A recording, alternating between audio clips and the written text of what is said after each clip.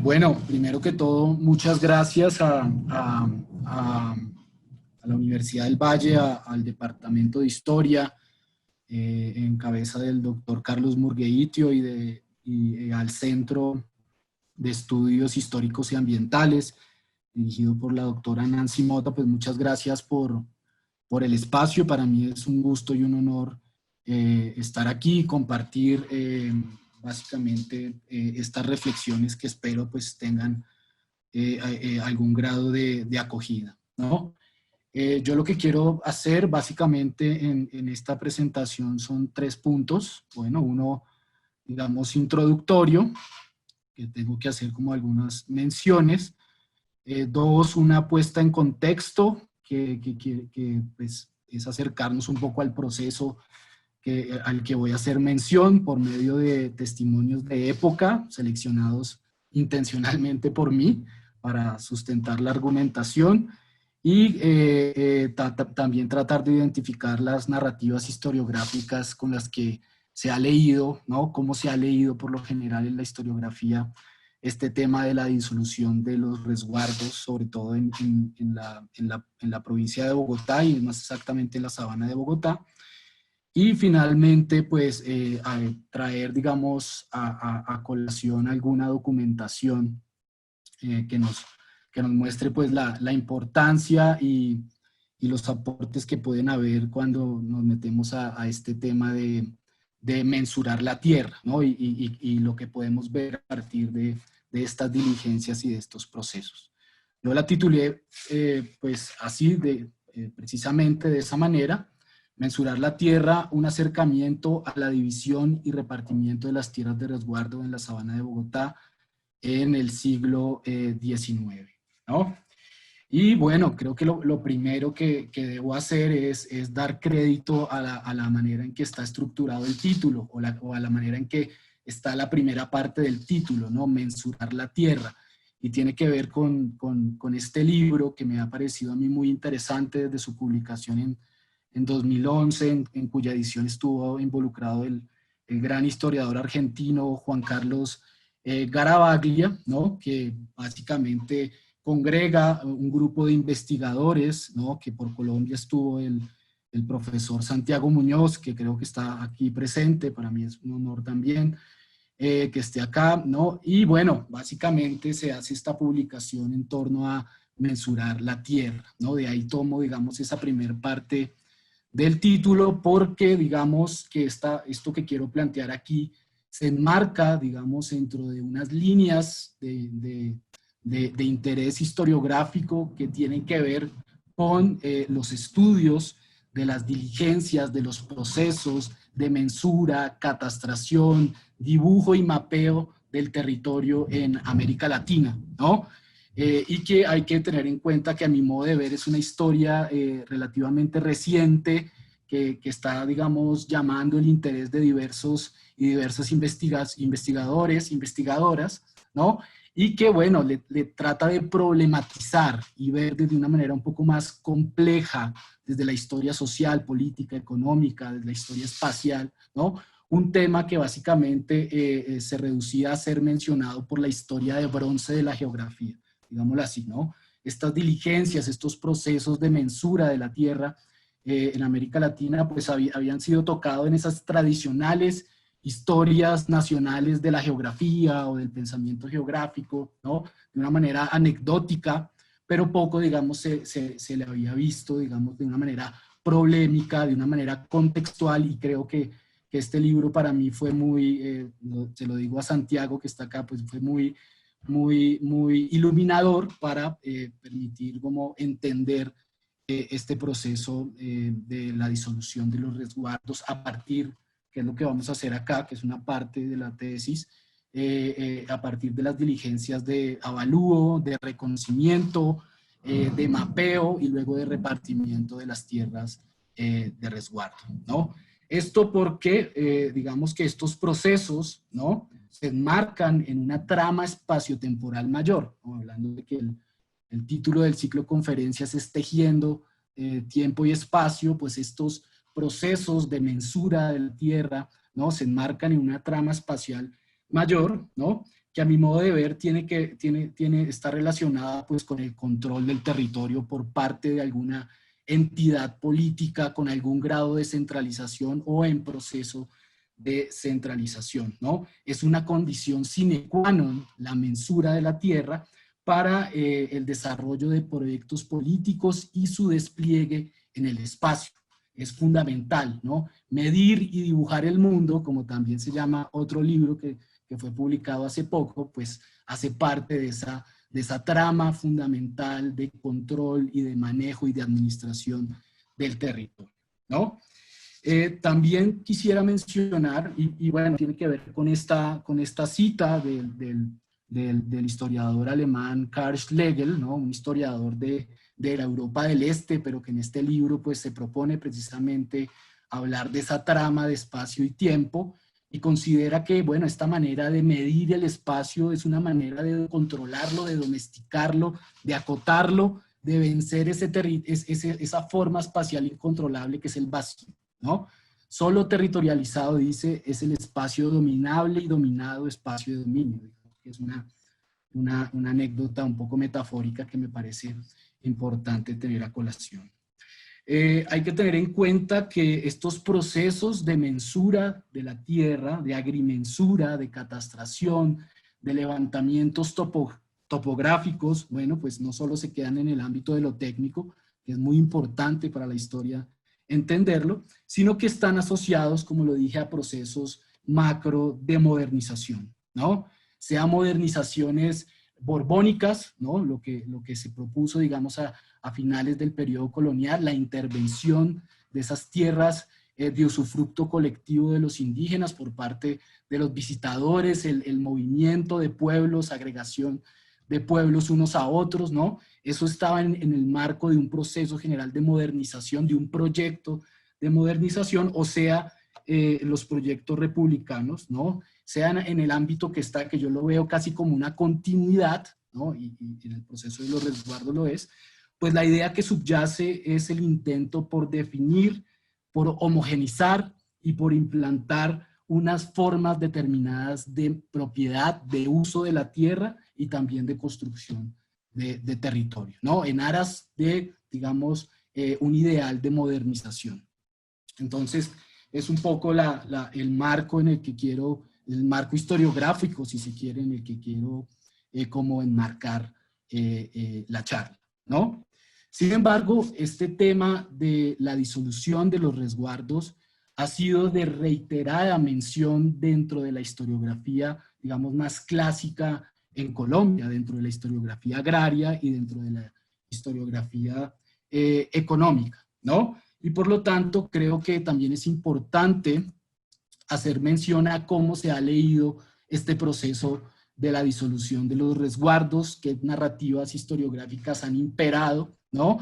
Y esto lo quiero realizar un poco a partir de 3 testimonios de época y luego de ver qué es lo que dice la historiografía de este proceso, ¿no? Que ha tenido una característica fundamental, ¿no? En reiteradas ocasiones ha sido abordado de manera tangencial por estudios de historia agraria o de historia del indigenismo o por historia económica, lo ha abordado de manera tangencial y ha sido poco en Colombia, digamos, los estudios que se han dedicado a su detalle, a su proceso de detalle, a ver cómo fue el marco. Es decir, no contamos, a mi modo de ver, con una historiografía fuerte sobre la disolución de los resguardos, y esto podría pues ser un elemento inicial para que lo pongamos a debate, ¿no? Y pues como la idea también es ponernos en contexto, pues quiero iniciar con 3 testimonios, ¿no?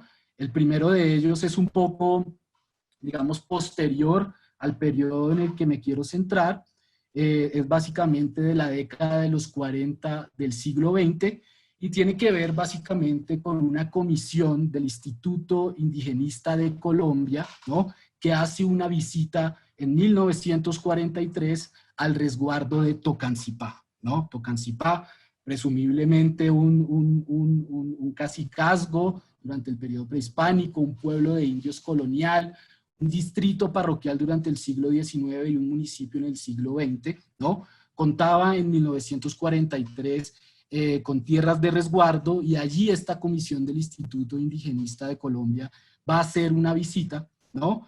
Que es de interés, que me parece muy interesante por varios aspectos, ¿no? Uno, pues, por quienes la componen, ¿no? Los visitadores, para traer un poco ese término anacrónico, de que los visitadores de la época, pues, eran jóvenes funcionarios del Instituto Indigenista de Colombia, pero que luego, con el pasar de las décadas, serían figuras conspicuas en el desarrollo de las ciencias sociales y las humanidades en Colombia, y me refiero aquí a la antropóloga antioqueña Blanca Ochoa, que hizo parte de la comisión, ¿no? Que tendría unos 28 años, yo creo, para el momento de la visita, y que, bueno, fue una de las primeras mujeres en acceder a educación posgradual, estudia en Francia, y hace parte de la planta docente del Departamento de Antropología de la Nacional desde los años 60, ¿no? Es también, fuera de sus grandes méritos, también se contrae matrimonio con este arquetipo de la intelectualidad orgánica de Colombia, como lo fue Gerardo Molina, ¿no?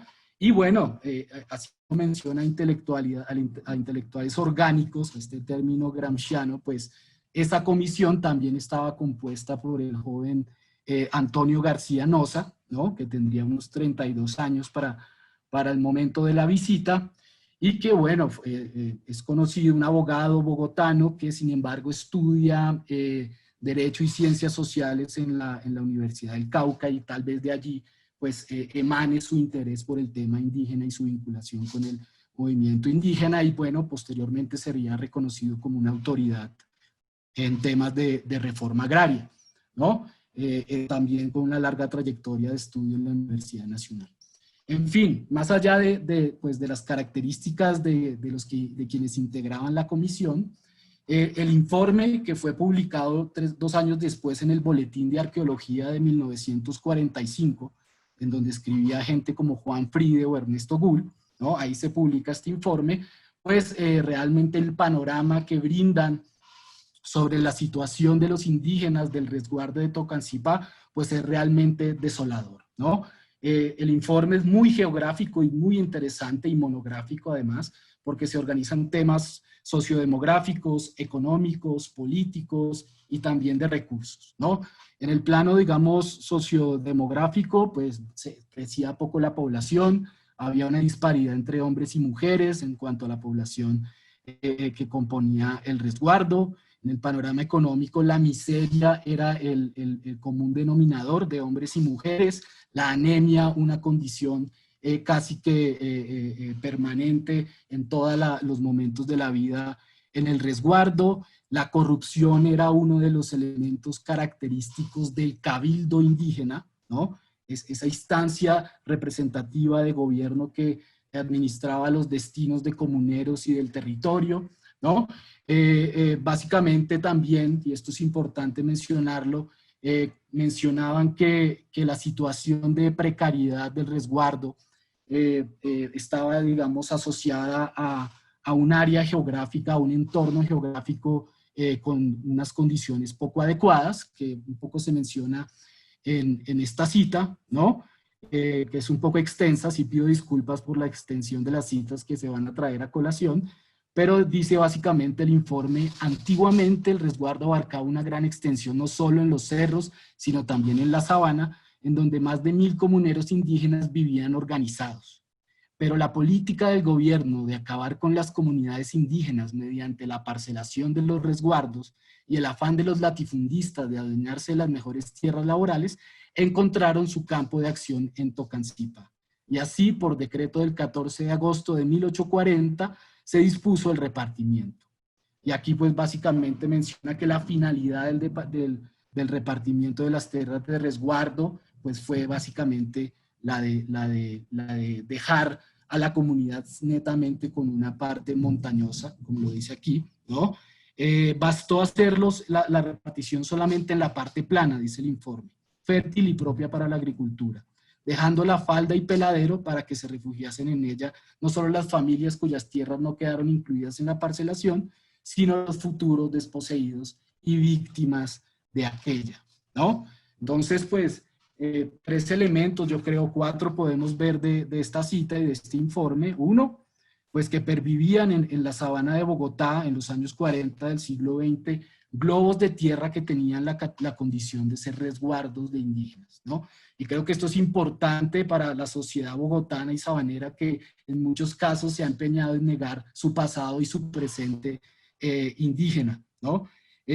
Dos, que en ese momento pues los resguardos se encontraban orillados a las áreas montañosas, a los peladeros, que no tenían las características agrícolas necesarias para el desarrollo de una agricultura sostenida, digámoslo así.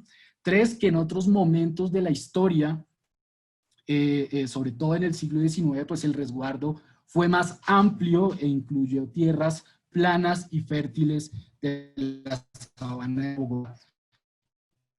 Vemos, ¿no? Tiene pues unas condiciones en sus áreas planas agrológicas, digámoslo así, excepcionales, similares a las que encontramos en el valle geográfico del río Cauca o del río Sinú, ¿no? Y bueno, son suelos, digamos, de gran vocación para la agricultura. Y en cuarto punto vamos a encontrar una idea que va a estar siempre presente en la referencia a la disolución de los resguardos en la sabana de Bogotá, y es la idea del despojo, ¿no? La disolución de los resguardos fue un despojo a las tierras de los indígenas, ¿no? Una condición o una idea, la del despojo, que se va a mantener en varios testimonios del siglo XIX o testimonios de época. Aquí traigo uno que no es el más autorizado como figura académica y testigo del siglo XIX, pero sí lo traigo a colación por el carácter un poco romántico y vívido con el que se acerca un poco al paisaje, ¿no? Este es el testimonio, creo que muy conocido, de José María Cordovés Moure, ¿no? En sus reminiscencias de Santa Fe y Bogotá, ¿no? Quien va a mostrar en plena Guerra de los 1000 días, va a plantear este escenario en donde básicamente considera que antaño se veían en todos los pueblos, leo, ¿no? De la altiplanicie, agrupaciones de indígenas que vivían en el pedacito de tierra que con la denominación de resguardo les adjudicaron las leyes de Indias y de la antigua Colombia, con prohibición de enajenarlas. En ellos se mantenían los animales que les servía para conducir a los centros de consumo los cereales y demás artículos que cultivaban, y las ovejas que les proporcionaban lana para vestirse. Eran propietarios, por consiguiente tenían cariño por el rancho y la estancia en la que vieron la luz, ¿no? Ahí vemos esa idea muy romántica en la perspectiva de Cordovés, ¿no? Y considera que hace una alusión al paisaje que, bueno, como estamos en esta relación geografía-historia, pues debemos traer a colación. Dice, el aspecto de los resguardos era bellísimo en los tiempos de labores y recolección por la diversidad de cementeras a las que se dedicaban las estancias que se distinguían de esas haciendas, por el conjunto, bueno, variopinto de cementeras que había, ¿no? Una visión un poco idílica de esas tierras. Y dice que llega un día feliz para los codiciosos de poseer buenas tierras a bajo precio, en el que se dijo que era una tiranía intolerable prohibir a los ciudadanos la venta de su propiedad, y se dio la ley que permitió y permite la enajenación de los resguardos. Finalmente dice que desde ese momento data la condición de miseria de los grupos indígenas, ¿no? Que vendieron sus tierras por menos que un plato de lentejas, ¿no? ¿Sí me están escuchando? Porque a veces uno siente que hablamos solos. Sí, acá voy oyendo. Ok. Sí, profe, se escucha. Esa ley que dio, esa ley que permitió la enajenación de las tierras de resguardo, pues aquí se está haciendo referencia a la Ley Nacional del 22 de junio de 1850, ¿no? Que en su artículo cuarto pues, va a plantear, digamos, que no va a haber ninguna restricción, ¿no? A la venta, a la enajenación de las propiedades producto de la disolución del resguardo, de su parcelación y adjudicación a los comuneros indígenas por parte de esos lotes. Esta ley de 1850 lo que va a plantear es que no haya restricciones a la circulación de estas tierras, liberalizar el mercado de tierras, si se quiere, ¿no? Dado que la legislación anterior, promulgada desde 1821, ¿no? Pues va a plantear siempre restricciones para restricciones a los indígenas para poder, digamos, enajenar sus predios. Primero de 10 años, luego de 20 años, y luego, digamos, en 1850 se van a caer esas restricciones y se va, digamos, a avanzar hacia una condición más moderna en cuanto al mercado de tierras. Eso sería también otro elemento para la discusión y para el debate, ¿no? Precisamente el tercer testimonio con el que quiero cerrar esta parte es de 1850, ¿no?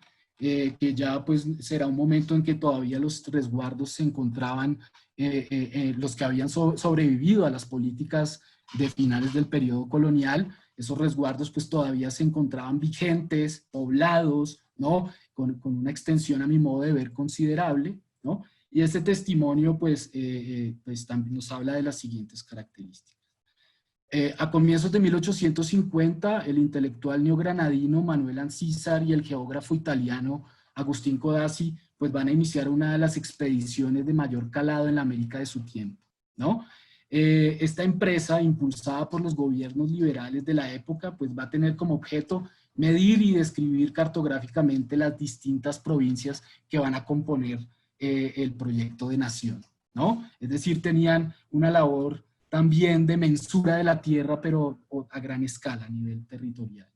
Una vez se superaba la nostalgia que le producía a Ancísar dejar su natal Bogotá, su visión, digamos, del paisaje empieza a activarse y a dejar, digamos, algunos comentarios de los pocos que tiene la Comisión Corográfica, a mi modo de ver, sobre la sabana de Bogotá.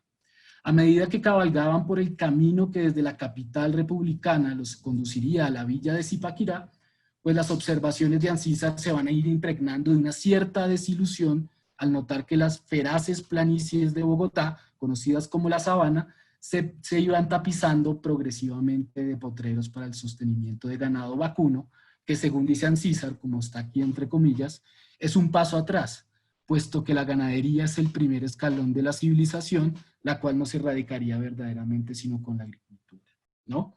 Sin embargo, el paisaje no era totalmente homogéneo, ¿no? Y en el relato de Ancísar se va a mostrar cómo las haciendas ganaderas van a ir contrastando con campos cultivados que podían avistarse una vez el viajero, según el relato, ¿no? Se internaba en las tierras de los pueblos o parroquias, ¿no? Que se asentaban en la planicie. Ello ocurrió, por ejemplo, cuando se acercaban a Cajicá, ubicado a medio camino entre Bogotá y Zipaquirá, un antiguo pueblo de indios cuyas tierras de labor, y este es un concepto bien importante, que puede ser similar a las tierras de común repartimiento de los pueblos de indios mexicanos, por ejemplo, ¿no? En cuyas tierras de labor Ancísar veía manifestarse, comillas, como en otros pueblos de indígenas, el primitivo genio agricultor en contraste con nuestra perezosa industria pecuaria, ¿no? Pues no obstante, digamos, el fuerte aire fisiocrático en estas observaciones, algo en lo que hace un tiempo me hizo caer esta gran historiadora de la sabana de Bogotá, que es Catherine Mora, que no sé si estará acá presente, la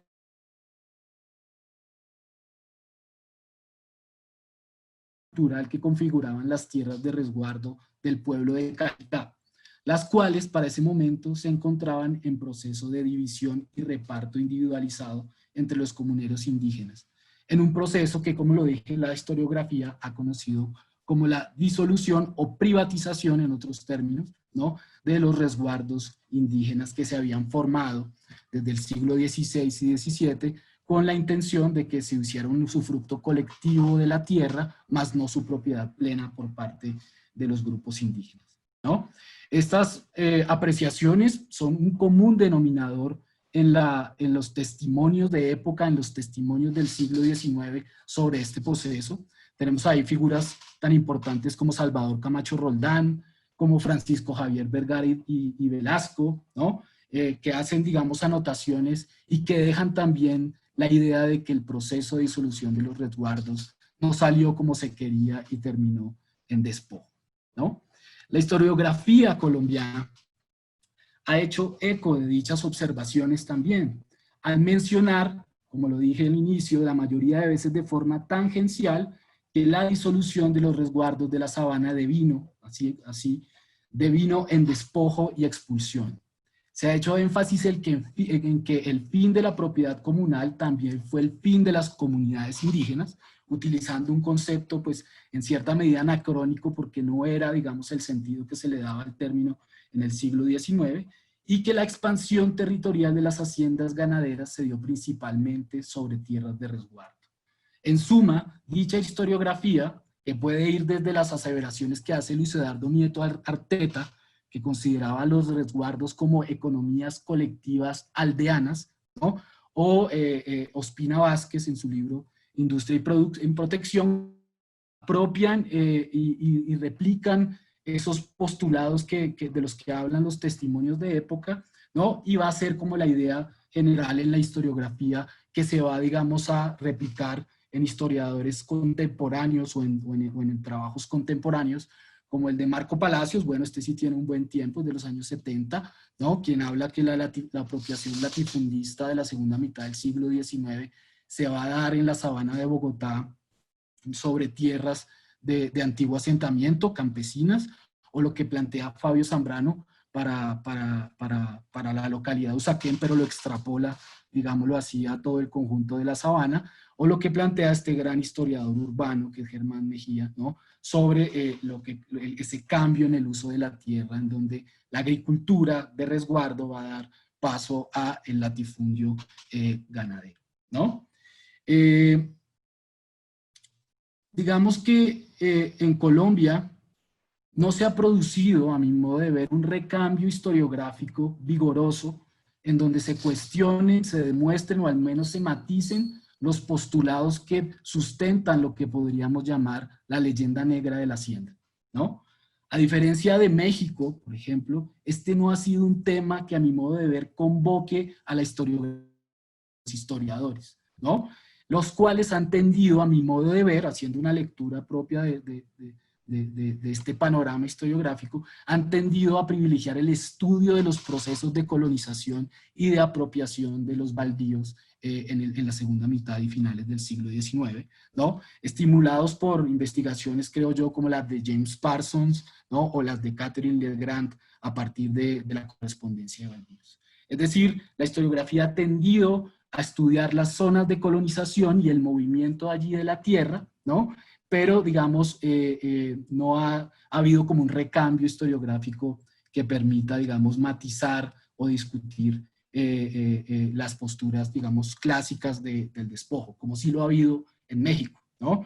Básicamente, en México hasta el día de hoy se siguen produciendo balances historiográficos sobre lo que se ha escrito de lo que ellos llaman la desamortización de las tierras de los pueblos, ¿no? En donde también muestran que hay un abanico de interpretaciones que van de aquellas que son de carácter más clásico, como las de Moisés González Navarro, que dicen que la ley Lerdo de 1856, hablo de México, ¿no?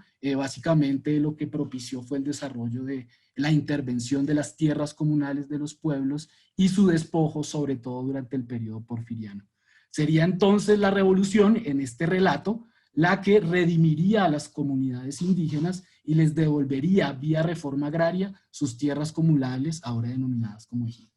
Esa postura clásica en México pues ya está, digamos, bastante cuestionada, ¿no? Y se ha mostrado a partir de diversos estudios regionales y de caso, que en muchos casos la desamortización de las tierras nunca llegó, como en algunas regiones de Chiapas o de Oaxaca, ¿no? O fue, digamos, este discurso de la intervención, digamos, desde una perspectiva liberal de las tierras, fue apropiado y negociado por las comunidades, ¿no? Tratando de preservar bajo otras formas sus propiedades colectivas y sus condiciones, digamos, de cohesión como comunidad, ¿no? Eso no lo tenemos acá, me parece a mí, ¿no? Sin embargo, sí pueden identificarse, a mi modo de ver, ¿no? Algunas líneas de análisis, ¿no? Y algunas investigaciones que han explorado temas específicos del proceso de disolución de los resguardos en la sabana de Bogotá y en Colombia, ¿no? Y en diversas áreas del país, ¿no? Y que permiten generar algunas nuevas interpretaciones que discuten esas y matizan esas posturas clásicas, ¿no?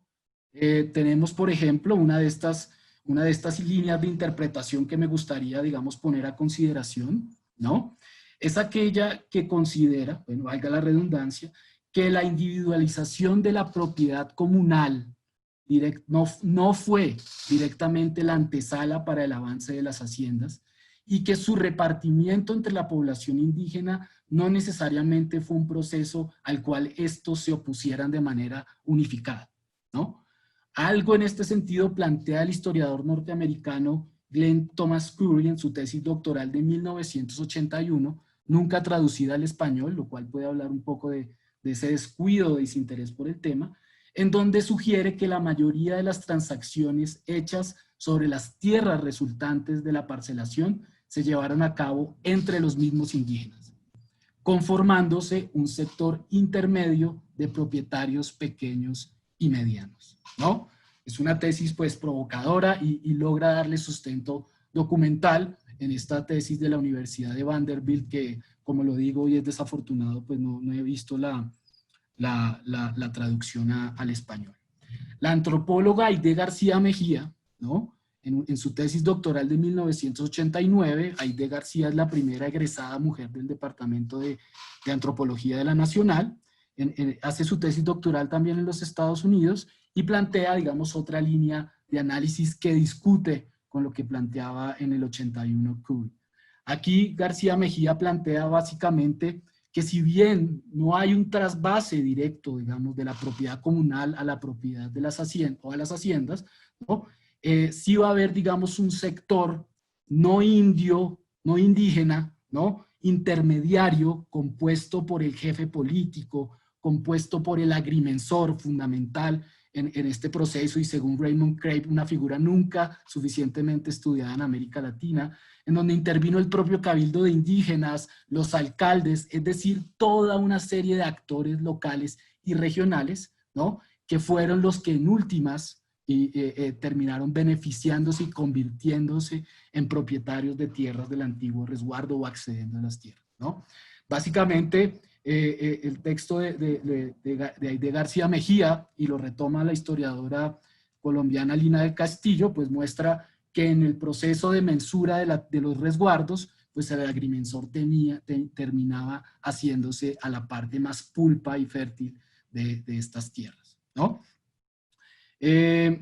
Bueno, el aporte de Lina del Castillo también me parece fundamental porque explora temas de género y etnicidad al momento de la repartición de las tierras, mostrando que las mujeres indígenas fueron en buena medida marginadas del proceso o vinculadas en condiciones de clara desventaja.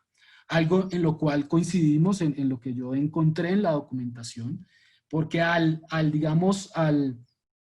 hacer como una sistematización, ¿no? De las listas en donde se adjudicaban predios a la comunidad, a los ahora propietarios individuales, ¿no? Lo hice para el resguardo de Chía, para el resguardo de Cachancipá, para el resguardo de Tabio, ¿no? Logramos hacer una sistematización no total de los registros de adjudicación de las tierras de resguardo y ahí encuentro, ¿no? Y pues no es algo de sorprenderse, pero pues vale la pena, sobre todo para los estudios de género en la historia agraria, ¿no?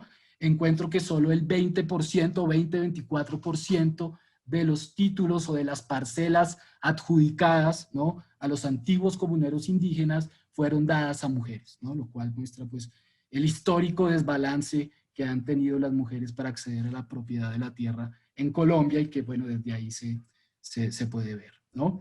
Está también el trabajo de 2012 de Fernando Mayorga, que pues hace un aporte monumental al compilar la legislación, ¿no? La legislación que se hace sobre los resguardos durante la primera mitad del siglo XIX, ¿no? Y lo plantea en un libro pues que le ahorra a uno mucho trabajo para conocer todo ese andamiaje legislativo que se produce para poder, digamos, legitimar estas diligencias de mensura, de división de la tierra y adjudicación de la misma.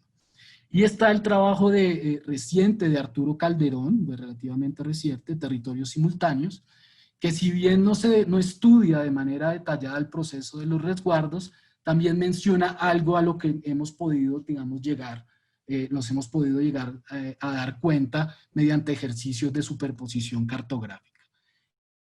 Que plantea Arturo Calderón, y yo creo que es un aporte que nosotros también o que yo también encuentro, y es que en aquellos lugares, en aquellas zonas de la sabana de Bogotá, en donde hubo resguardos en el siglo XIX, ¿no?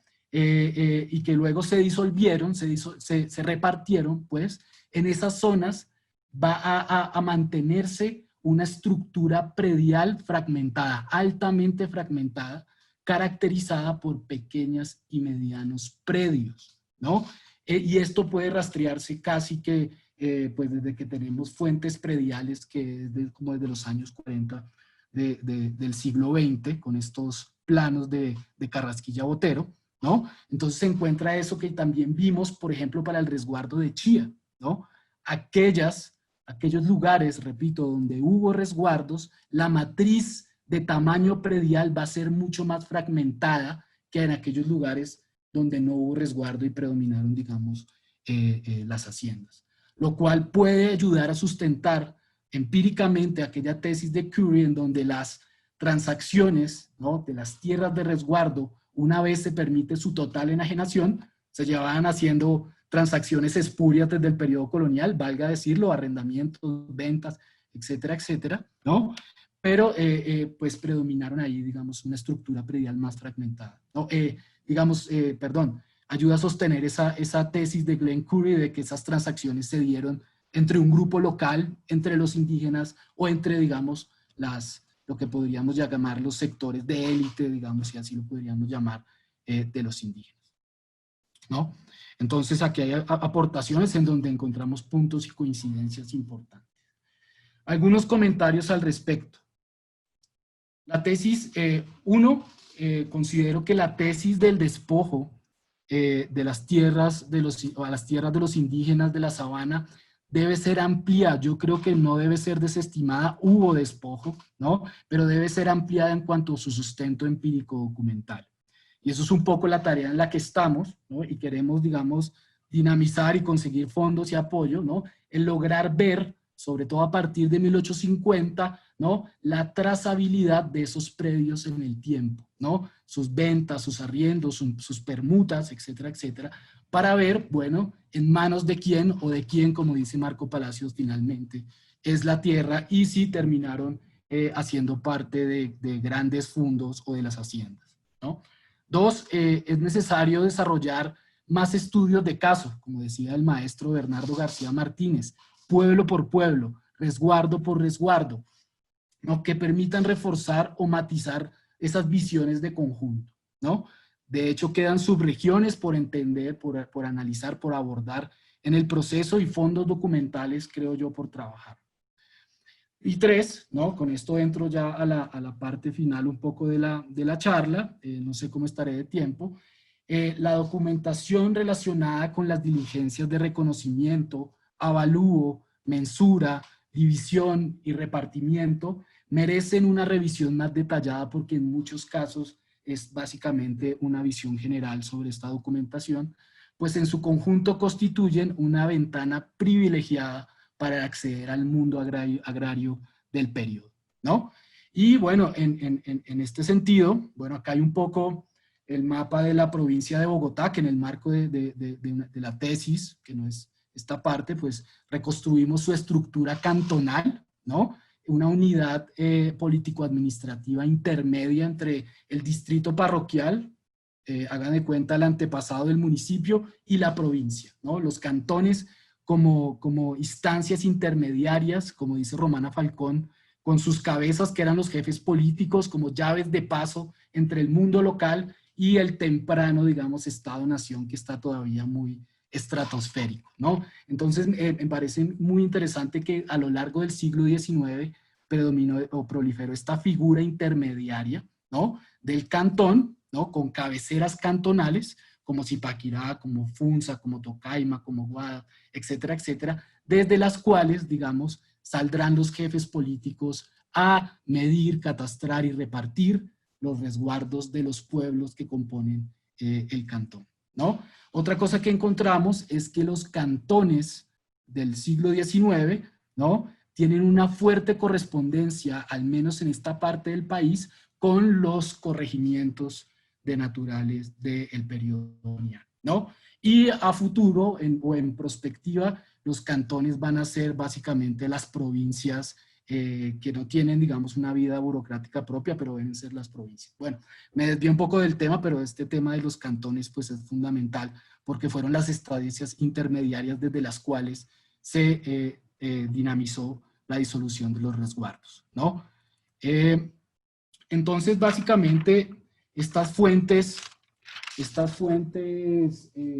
relativas a las diligencias de mensura y de mapeo y de reparto de las tierras indígenas, pues brindan, como lo digo y lo sostengo, pues una ventana privilegiada para acceder al mundo agrario. Y básicamente, para traer solo dos ejemplos, permiten un abordaje a la demografía del periodo o a la población, ¿no? Y dos, a la estructura espacial de estas unidades que son los resguardos, ¿no? Mediante lo que podríamos llamar prácticas censales y rutinas cartográficas. ¿Por qué? Porque en el proceso, digamos, de iniciar la diligencia de mensura de tierras para la disolución del resguardo, lo primero que el jefe político debía hacer era construir un padrón de indígenas, un padrón de aquellas cabezas de familia que fueran legítimamente depositarias de una parcela una vez se llevase a cabo la desamortización, ¿no?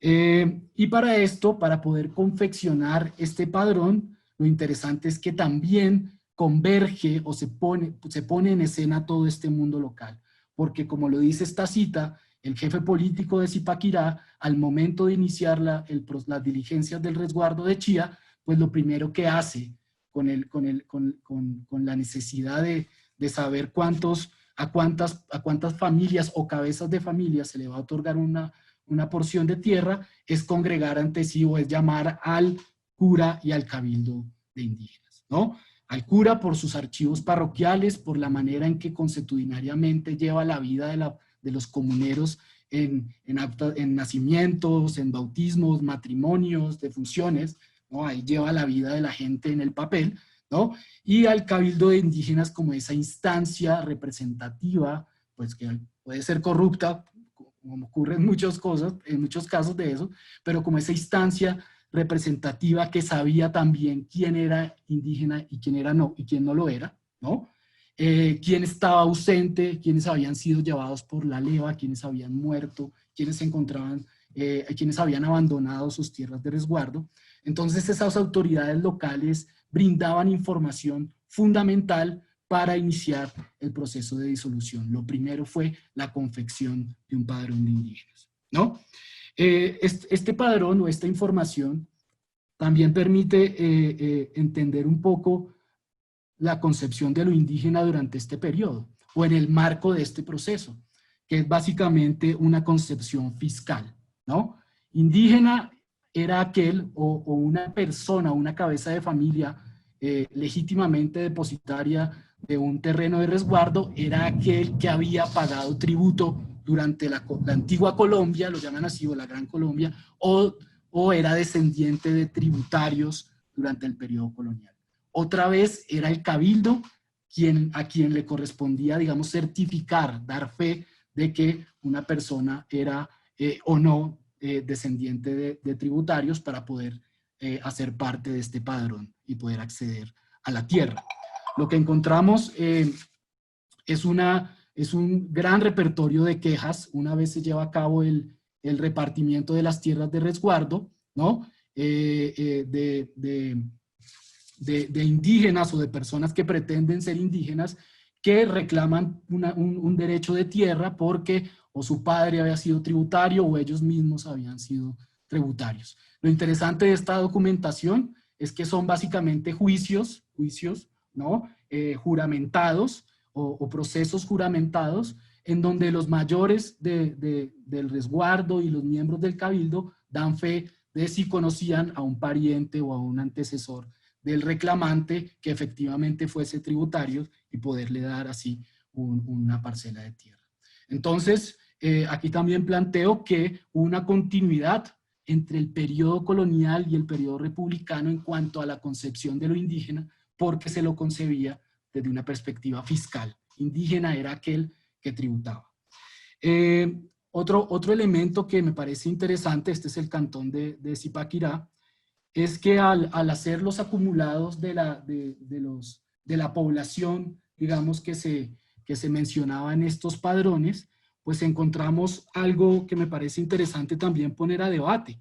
Los resguardos no eran tierras sin hombres, ¿no? En esa analogía a lo que Jovellanos planteaba para el mundo rural de la península ibérica en el siglo XVIII, ¿no? Que también Jovellanos era un gran promotor de la disolución de la propiedad comunal de los ejidos de antiguo régimen hacia formas individualizadas y modernas de propiedad, pero los resguardos no eran tierras sin hombres, o al menos los que quedaron, tal vez producto de agregaciones durante el periodo republicano, eran tierras para el total de población de la provincia y para el total de población de cada distrito parroquial. Resulta que en los resguardos vivía harta gente, a mi modo de ver, ¿no? Lo que puede hablar, uno, de la importancia de la población indígena demográficamente hablando para este periodo, o dos, que al momento de hacer los padrones para la disolución de los resguardos, mucha gente que así no fuera indígena quiso entrar a engrosar esas listas, ¿no? De todo puede, digamos barajarse y ponerse a consideración, ¿no? Cuatro, la activa, en cuarto lugar, bueno, esto es otra cosa que encontré, por ejemplo, la manera en que estaba hecho el padrón de Chía, ¿no? Y si ya me tengo que callar, me intervienen, por favor. La manera en que estaba hecho, por ejemplo, el padrón de indígenas de Chía para la disolución del resguardo estaba subdividido. Esto me pareció interesante. Y ya si Catherine está aquí, Santiago, pues sería interesante su opinión. Estaba subdividido en capitanías para 1834, ¿no? Capitanías que oscilaban entre 200 y 600 personas que estaban al mando de un capitán que a su vez hacía parte del cabildo, ¿no? Con tenientes y que estaba en cabeza del gobernador, del cabildo de indígenas, ¿no?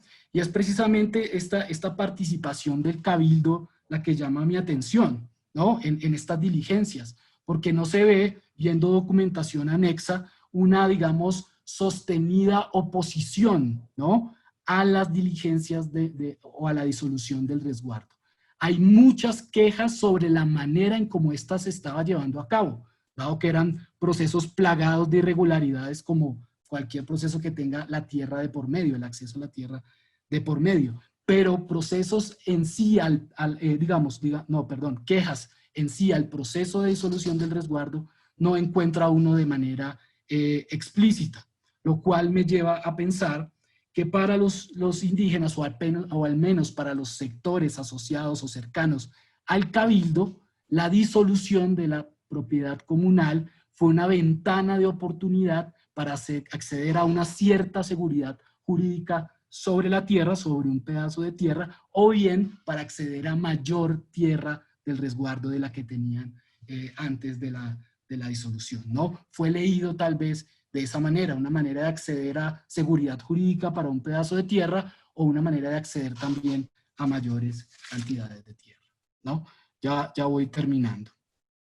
Otro elemento, digamos, y otra serie de documentos que son muy interesantes, que están en el marco de estas diligencias, pues son básicamente lo que podríamos aglutinar bajo la denominación de rutinas cartográficas. Es decir, todo el proceso de reconocimiento del espacio, todo el proceso de definición de los linderos del resguardo, de delimitación de la cabecera, digamos, del espacio nucleado, que según, por ejemplo, se puede inferir de esta documentación, ¿no? Esas cabeceras, ¿no? De la sabana de Bogotá no estaban, lo dicen varios autores y también lo encontramos en la documentación, no eran más sino la delimitación, ¿no? Es decir, no había núcleos consolidados, pueblos como núcleos consolidados, o cabeceras, para ser más exacto, consolidados, sino que había básicamente algunos solares delimitados, ¿no? La iglesia, algunas casas, y por eso al agrimensor, pues lo primero que le correspondía hacer era delimitar la plaza y el área de expansión un poco de esta área, digamos, urbana, si así quiere denominarse, de esas cabeceras. La mayoría de la población vivía, al parecer, semidispersa en un paisaje suburbano, como lo plantea Arturo Calderón en las tierras de resguardo. Vamos a ver eso un poco más adelante, ¿no? Pues en estas rutinas cartográficas también vamos a ver que la figura del agrimensor va a ser fundamental, ¿no? Y va a entrar aquí, digamos, a establecer un diálogo con el cabildo, con el jefe político, con el gobernador provincial, con los avaluadores, que eran vecinos de las adyacencias al resguardo, o también miembros o habitantes del mismo, que les correspondía, digamos, avaluar las tierras y darles un valor monetario, ¿no? Un proceso también muy importante. Y bueno, se producen también en el marco de esas diligencias este tipo de piezas cartográficas que, bueno, no son así muy descrestantes en cuanto a la manera en que están hechas, pero digamos pueden considerarse como parte de los primeros esfuerzos republicanos por construir planos topográficos a escala local y matemáticamente sustentados, bajo la técnica de la triangulación topográfica, ¿no? Y este tipo de mapas, de este tipo de cartografía muy sobria, ¿no? Nos permite ver, por ejemplo, las diferentes unidades ecológicas que componían el resguardo y las diferentes clasificaciones de tierra a las que se llegó al momento de la disolución, ¿no? Aquí, por ejemplo, este es el resguardo de Cajicá. Tenemos esta franja, no sé si ven mi cursor, o este globo de tierra que podríamos denominar como las tierras de labor, o tierras de prado y siembra, también se la denomina acá, ¿no? Que se diferencia de otra unidad a partir de esta textura, que básicamente es un talud, ¿no? Es decir, un talud que marca un nivel de terraza a otra unidad, digamos, ecológica dentro de las tierras de resguardo, que son tierras que ya componen la llanura aluvial del río Bogotá, que es este, o el Funza para la época, perdón, ¿no? Y zonas, digamos, más pantanosas, ¿no? Que también hacían parte de las tierras de resguardo. Aquí tenemos como un detalle de estos mapas. Este mapa también nos permite ver la distribución espacial de la población, a lo cual, digamos, hice mención ahorita, ¿no? Esos cuadritos negros, esos punticos negros, ¿no? Dicen el propio mapa, son las casas de los vecinos, ¿no? Lo cual nos muestra que si bien había una mayor concentración en lo que podría ser cercano a esa traza en Damero, la mayoría se encontraba, digamos, en parcelas o en cementeras dispersas en las tierras de resguardo, lo cual podría, ¿por qué no?, sustentar los testimonios de Ancísar y de Cordobés Moure, que acabo de mencionar como unidades muy diversas, ¿no? Estas bastiones agrícolas, etcétera, etcétera, que se plantea un poco en esos testimonios, ¿no? Aquí tenemos, por ejemplo, bueno, este es el casco urbano o la cabecera. Acá tenemos, por ejemplo, al resguardo de Pachancipá, ¿no? Que también ya no solo nos muestra 2 unidades, sino 3, ¿no? Aquí de nuevo tenemos al río Funza como límite, ¿no? Como límite geográfico, digámoslo así. Estas son las áreas de pantano, ¿no? Digámoslo así, o inundables, que no por ello no dejaban de ser ricas para recolección y para la misma agricultura y la ganadería, porque había ganadería en estos resguardos, ¿no? Acá tenemos las tierras de labor, ¿no? Donde estaba dispersa la producción agrícola y también la ganadería. El camino que viene de Bogotá y va para Tunja, ¿no? Y el área de expansión urbana y la demarcación de la plaza, además de un área de montaña, ¿no? Tenemos aquí 3 ecologías, digamos, pantanos, humedales, áreas de terraza aluvial, ¿no? Donde se han desarrollado suelos muy aptos para la agricultura, y áreas de montaña también reservadas para la recolección, para los pastos, para la ganadería, para el acceso a minerales, a leña, a plantas, ¿no? Que era pues muy importante.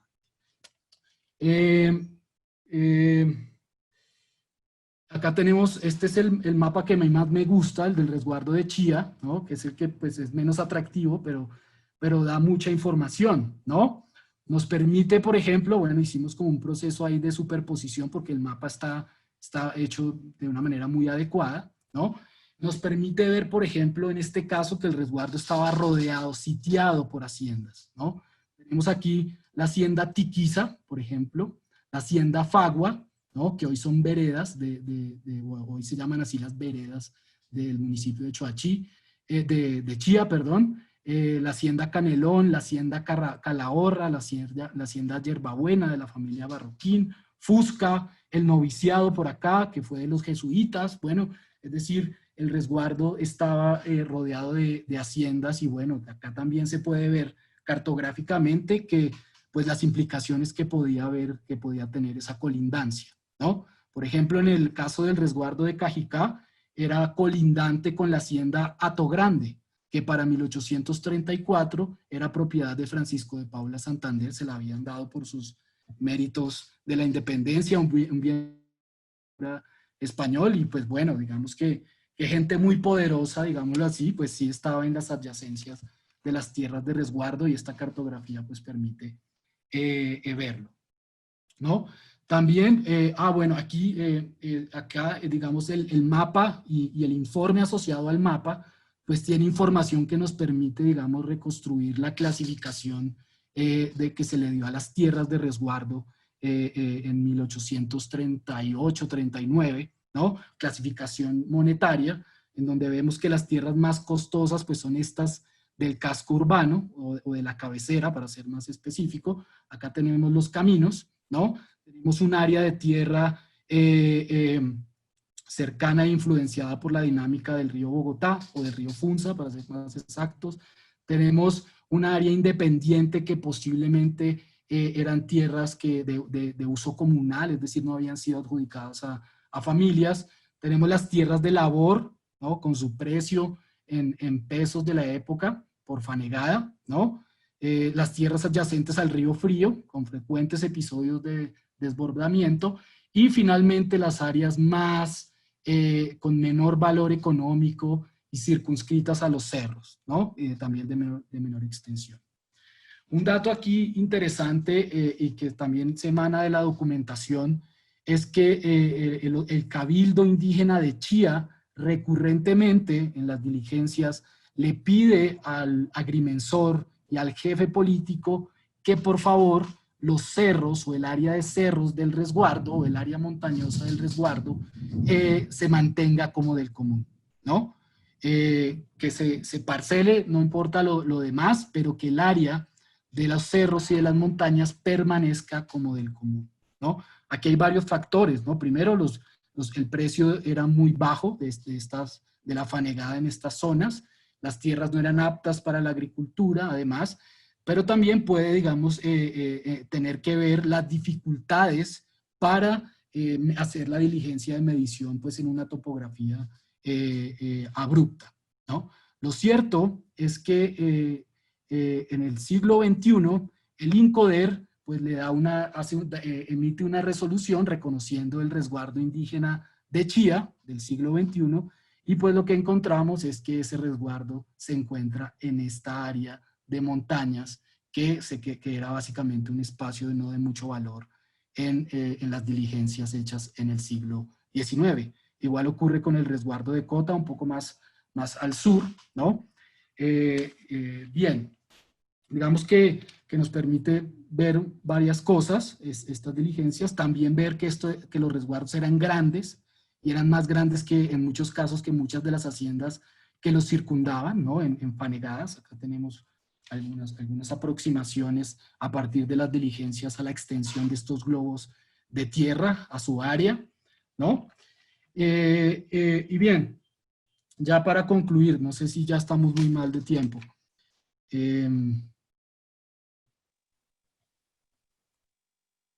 Ya con esto terminamos.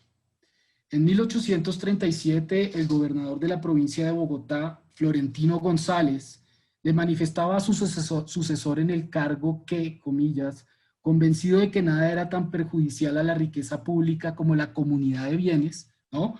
Luego de que me encargué de la gobernación, uno de mis primeros cuidados fue el de que se llevase a efecto el repartimiento de las tierras de indígenas, en lo cual se halla también muy interesada la instrucción primaria. Eso de la instrucción primaria es otro elemento que encontramos en la documentación, ¿no? Sobre todo en el Fondo Gobernaciones de Bogotá, en donde se muestra que, dado que una porción del resguardo debía arrendarse para sostener la escuela de primeras letras, lo que vamos a encontrar es que en aquellos pueblos de la provincia de Bogotá que tuvieron tierras de resguardo, ¿no? Va a haber una mayor cantidad, tanto una mayor permanencia de la escuela, una mayor sostenibilidad del profesor, una mayor cantidad de alumnos vinculados a esas escuelas de primeras letras, financiadas pues a costa de las tierras de resguardo. Las palabras del entonces gobernador, reputado político e intelectual liberal, van a ser consecuentes con sus acciones. Su periodo al mando, aunque breve, pues se va a caracterizar por el impulso a estas diligencias de individualización de las tierras comunales que existían en la sabana de Bogotá. Al mencionar la necesidad de acabar con la comunidad de bienes, el gobernador González estaba haciendo referencia a un proceso que podríamos llamar desamortización. Lo que pasa es que en la historiografía agraria colombiana, desamortización se ha restringido a los bienes de manos muertas de la iglesia, ¿no? Pero en México, aquí el diálogo historiográfico es muy interesante, tiene que ver también con las tierras de los indígenas, ¿no? La desamortización podría considerarse, según la historiadora Daniela Marino, como un gran proceso de anulación de la propiedad y usufructo colectivo de la tierra y creación de un mercado libre, ¿no? Garantizando la propiedad individual perfecta e irrevocable, ¿no?